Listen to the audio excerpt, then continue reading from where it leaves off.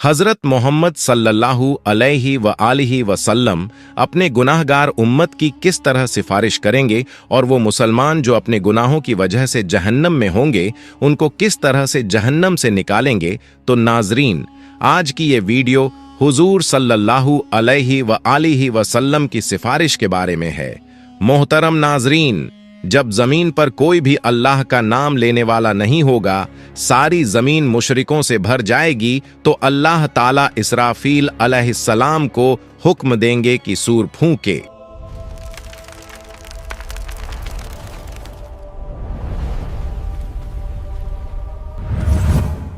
अल्लाह ताला ने कुरान करीम में कई मकामात पर कयामत के दिन के भयानक मंजरों का जिक्र फरमाया है।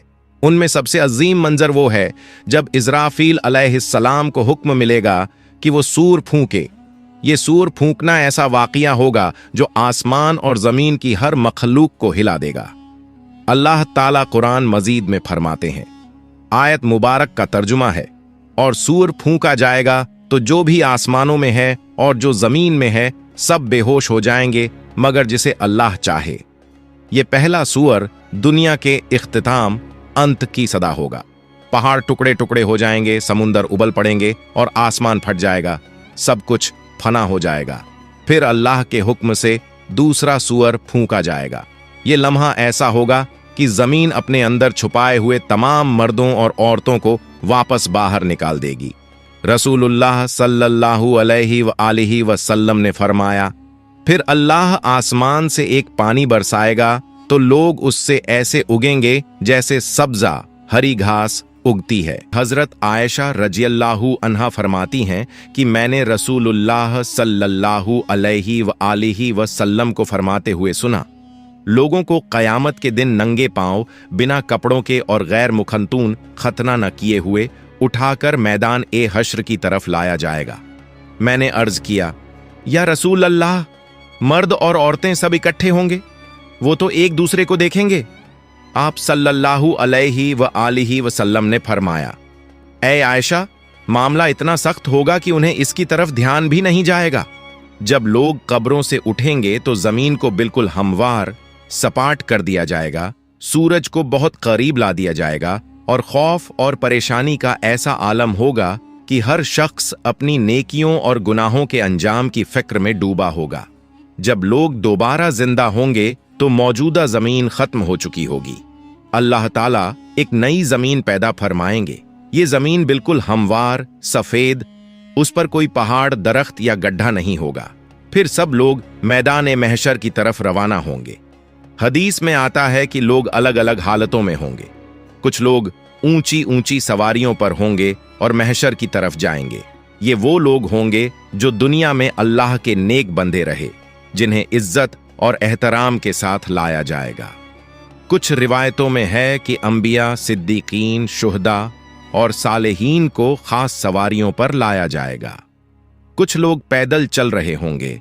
ये आम लोगों की अक्सियत ज्यादातर होगी। कुछ लोग घुटनों के बल घिसटते हुए आएंगे। ये वो लोग होंगे जिनके आमाल, अच्छे काम कमजोर और गुनाह ज्यादा होंगे और जमीन की सख्ती और खौफ उन्हें सीधा चलने नहीं देगा। और कुछ लोग चेहरों के बल घसीटे जाएंगे। रसूलुल्लाह सल्लल्लाहु अलैहि व आलिहि वसल्लम ने फरमाया, क़यामत के दिन हश्र के मैदान में सूरज को मखलूकन के करीब कर दिया जाएगा, यहां तक कि वो उनसे 1 मील के फासले पर रह जाएगा। तमाम लोग अपने आमाल के हिसाब से पसीने में डूबे होंगे। इनमें से कुछ लोग वो होंगे जिनका पसीना टखनों तक होगा, कुछ वो होंगे जिनका पसीना घुटनों तक होगा, कुछ वो होंगे जो कमर तक पसीने में डूबे होंगे, और कुछ लोग ऐसे होंगे जिनके लिए उनका पसीना लगाम की तरह हो जाएगा।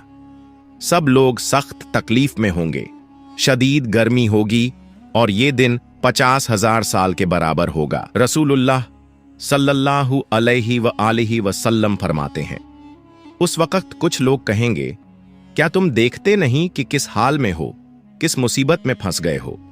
क्यों ना ऐसे शख्स को तलाश करो जो तुम्हारे रब की बारगाह में तुम्हारी सिफारिश करे।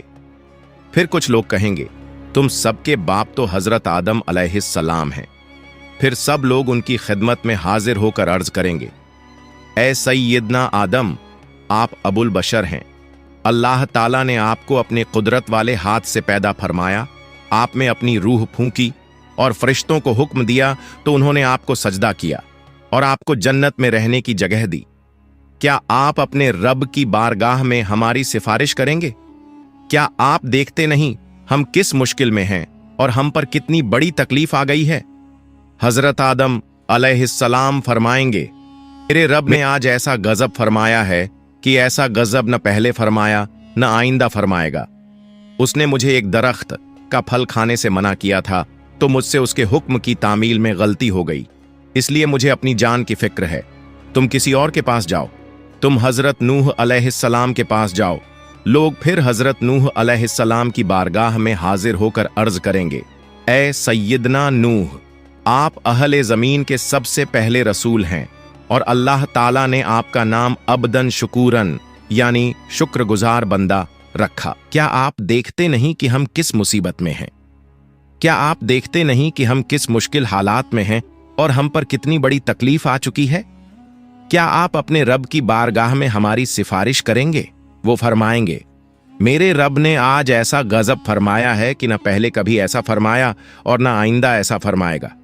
मुझे अपनी जान की फिक्र है, मुझे अपनी हिफाजत की परवाह है, इसलिए तुम किसी और नबी के पास जाओ। फिर सब लोग हजरत इब्राहीम अलैहिस्सलाम, हजरत मूसा अलैहिस्सलाम और तमाम अंबिया के पास जाएंगे, लेकिन कोई भी सिफारिश नहीं कर पाएगा। हर किसी को अपनी जान की फिक्र होगी।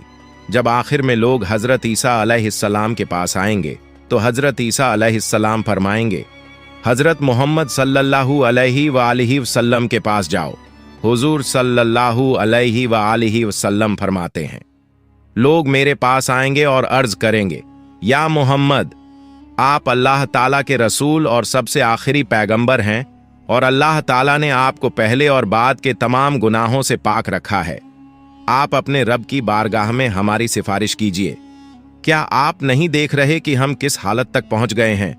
हुजूर सल्लल्लाहु अलैहि वालिहि वसल्लम फरमाते हैं, मैं आगे बढ़ूंगा और अर्श के नीचे पहुंचकर अपने रब के हुजूर सजदा रेज हो जाऊंगा। फिर अल्लाह ताला मुझ पर अपनी हम्द व सना और हुस्न तारीफ के ऐसे कलिमात खोलेगा जो मुझसे पहले किसी और पर नहीं खोले गए थे।